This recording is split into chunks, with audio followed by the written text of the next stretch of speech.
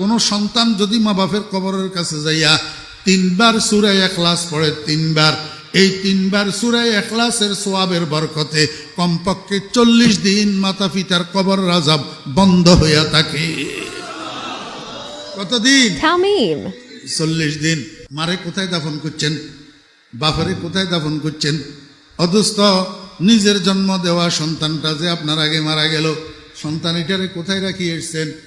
প্রতি সপ্তাহে প্রতিদিন না পারলে অন্তত শুক্রবারে কবরস্থানে যাবেন। যাইয়া সর্বপ্রথম কবর জিয়ারতের দোয়া পড়বেন না, প্রথমে কিছুক্ষণ কবরের দিকে তাকাই থাকবেন। তাকাই নিজের মনের তশকিল করবেন, ও মন, আজকে তোর আব্বা, তোর মা, তোর ভাই, তোর বন্ধু, তোর ছেলে, তোর বিবি আজকে এই 3.5 হাত মাটির নিচে শুয়া রয়েছে। এত কাছে হওয়া সত্ত্বেও তুই কোনো খবর নিতে পারতেছিস না, সুখে আছে না দুঃখে আছে জানিস না। ও মন, আগামীকাল তোর মৃত্যু হলে, তুই মরে গেলে তোরও তো এরকম 3.5 হাত মাটির নিচে ঢুকাইয়া দিবে। এই জমিনে যত মানুষ আছে কেউ তোর খবর নিতে পারবে না। আল্লাহর কাছে কি নিয়ে যাবি? মুখ কেমনে দেখাবি?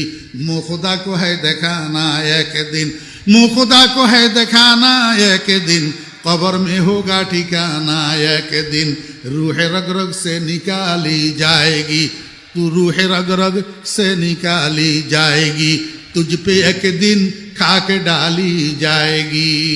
मन के बुझाइते बुझाइते দেখবেন আস্তে আস্তে মনটা নরম হইয়া যাব, চোখের পানি জরজর করে পড়তে শুরু করব। এইবার কবর জিয়ারতের দোয়া পড়েন, আসসালামু আলাইকা ইয়া আহলাল কুবুর ইয়াগফিরুল্লাহু লানা ওয়া লাকুম ওয়া আনতুম সালাফুনা ওয়া নাহনু বিল আসর। ও মুসলমান ভাইরা, মনে কষ্ট নিবেন না, আমরা অনেক হতভাগা মুসলমান আছি, কবর জিয়ারতের দোয়াটাও মুখস্থ জানি না। ওলামায়ে কেরামদের থেকে, ইমাম সাহেব হুজুরের থেকে, মুয়াজ্জিন সাহেব হুজুরের থেকে, মাদ্রাসার মুদাররিস ওলামায়ে কেরামের থেকে, মাদ্রাসার ছাত্রদের থেকে বাংলা উচ্চারণে লিখে নেবেন, লিখে এটারে মুখস্থ করবেন। আসসালামু আলাইকুম ইয়া আহলাল কুবুর ইয়াগফিরুল্লাহু লানা ওয়া লাকুম ওয়া আনতুম সালাফুনা ওয়া নাহনু বিল আসর। আরেকটা আছে, এটা একটু শক্ত টাইপের, এটা পাইতেন নয়, এটা সোজা আছে, এটারে মুখস্থ করে লইবেন। তারপরে এবার আউযু বিল্লাহ বিসমিল্লাহ পড়ি, কমপক্ষে 1 বার আলহামদু শরীফ পাঠ করবেন, কমপক্ষে 3 বার কুল হু আল্লাহ শরীফ পাঠ করবেন, কমপক্ষে 7 বার 11 বার দরুদ শরীফ পড়বেন। এবার আল্লাহর কাছে মনে মনে দোয়া করবেন, হে আল্লাহ, আমি যে তোমার কোরআন তেলাওয়াত করলাম, আমি যে সূরা ফাতিহা পড়লাম, সূরা ইখলাস পড়লাম, দরুদ শরীফ পড়লাম, এগুলার সওয়াব দয়া করে আমার আব্বার রুহের উপরে পৌঁছাইয়া দাও, আমার মায়ের রুহের উপরে পৌঁছাইয়া দাও।